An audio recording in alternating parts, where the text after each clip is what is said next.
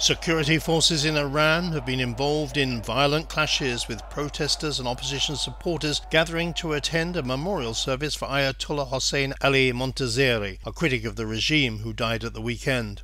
Eyewitnesses said police used batons and tear gas. This is a Stratfor Dispatch. I'm Colin Chapman talking to Stratfor analyst Reva Bhalla.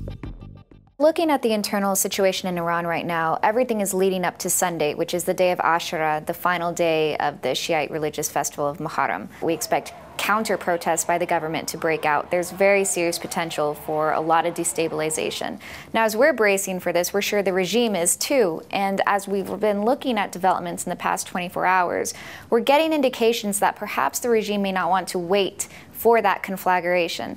There are some indications that perhaps the regime is creating a sort of casus belli to impose some form of martial law and crack down on the opposition beforehand. The potential for a backlash is definitely there, and the regime is most concerned about exacerbating existing rifts already within the security apparatus and within the regime over a more forceful crackdown. At the same time, they don't want to give the space to the protesters to really have these demonstrations get out of hand. And Sunday, I think, is going to be that pivotal moment.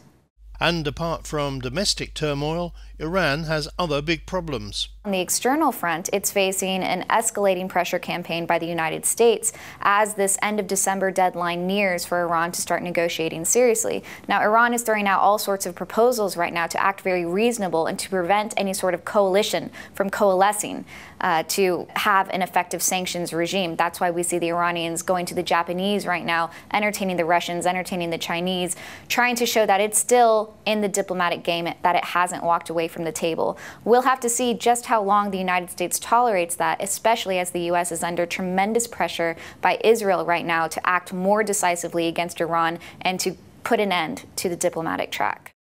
Reva Bhalla. And watch for a forthcoming look at 2010 through the eyes of George Friedman, who talks to me about Iran, Afghanistan and Pakistan in the year ahead. From all of us at Stratfor, have a good Christmas.